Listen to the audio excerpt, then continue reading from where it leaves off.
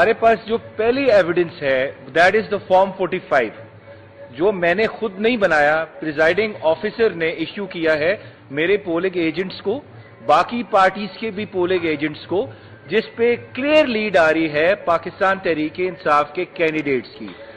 उसके अलावा हमारे पास जो सेकंड पीस ऑफ एविडेंस है वो है स्टेटमेंट्स ऑफ द कैंडिडेट्स जो पाकिस्तान मुस्लिम लीग नवाज के नहीं है लेकिन बाकी पार्टी से कंटेस्ट कर रहे थे। फॉर इंस्टेंस हमारे जेलम के कैंडिडेट थे NA 65 के, नॉट जेलम, लाला मूसा से सैयद वजाद शाह साहब, उस वो कमरोजमान कायरा साहब की अपनी स्टेटमेंट है कि उसमें वजाद शाह साहब जीते हुए हैं, मैं भी हारा हूं, लेकिन जो थर्ड पोजीशन पे पाकिस्तान मुस्लिम लीग नवाज का कैंडिडेट है उसको फर्स्ट कर दिया गया। इसके अलावा हमारे पोलिंग एजेंट्स की स्टेटमेंट्स हैं, प्रिजाइडिंग ऑफिसर्स की स्टेटमेंट्स हैं।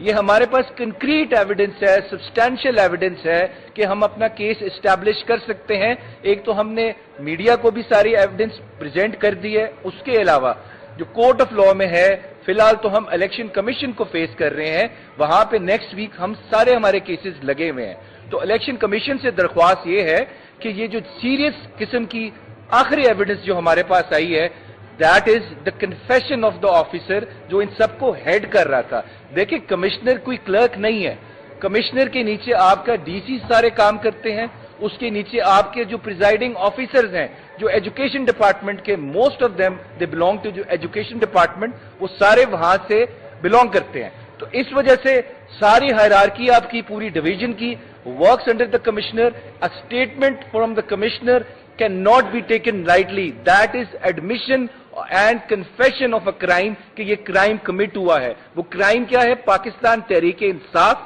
के कैंडिडेट्स का मैंडेट चोरी हुआ है। चोरी भी नहीं हुआ, इस पे डाका मारा गया है, दिन दिहाड़े डाका मारा गया है। इसके अलावा देखें, हमारी अब इल्तिजा है इलेक्शन कमीशन ऑफ पाकिस्तान से, अभी तक आपने जितने फैसले किए हैं उससे पाकिस्तान तहरीक इंसाफ को कानूनी भी नुकसान हुआ है, उसके अलावा सियासी भी नुकसान हुआ है।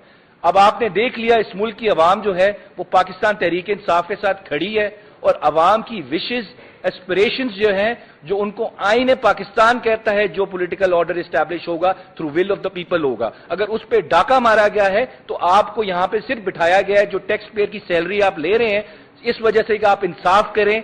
आर्टिकल 218 आईन पाकिस्तान का कहता है it is your duty to ensure the elections are held in free, fair and transparent manner. So far आप इसमें फेल हुए हैं, अभी भी आपके पास चांस है कि अपने आप को इससे एब्जॉल्व करें और इस मुल्क में इंसाफ करें। ये मेरा जाती इशू नहीं है, ना सिमाबिया साहिबा का इशू है, ना इवन इमरान खान साहब का इशू है। ये पाकिस्तान की 9 से 10 करोड़ जो अवाम है, जो निकले हैं, जिन्होंने वोट दिया है अपने कैंडिडेट्स के, उनके हक पे डाका मारा गया है। अगर इसका अजाला ना किया गया तो इस मुल्क की अवाम का इन इदारों के ऊपर जो एतमाद है वो कभी बहाल नहीं होगा।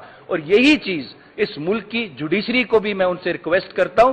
जुडिशरी सिर्फ फंक्शन करती है जब पब्लिक का कॉन्फिडेंस हो उनके ऊपर। अगर पब्लिक कॉन्फिडेंस लूज कर जाए, ये वो अवाम है जिन्होंने आपको आपके टैक्स से जो आप तनख्वाहें लेते हैं उन्होंने वोट दिया है, वो बड़ा सोच के आए थे कि हम अपनी मर्जी से आईने पाकिस्तान की जो रूह है, जो स्पिरिट है, जो कहता है कोई पॉलिटिकल ऑर्डर एस्टैब्लिश होगा सिर्फ विल ऑफ द पीपल के थ्रू होगा, उसके अलावा उसकी कोई ऑप्शन नहीं है। अगर आप नहीं इंसाफ करेंगे तो खुदारा आपके ऊपर जो एतमाद है वो अवाम का खत्म हो जाएगा। मैं जुडिशरी से रिक्वेस्ट करता हूं इस पे सीरियस एक्शन लें और इंश्योर करें कि इस मुल्क में ऑर्डर वही एस्टैब्लिश हो जो विल ऑफ द पीपल के थ्रू है।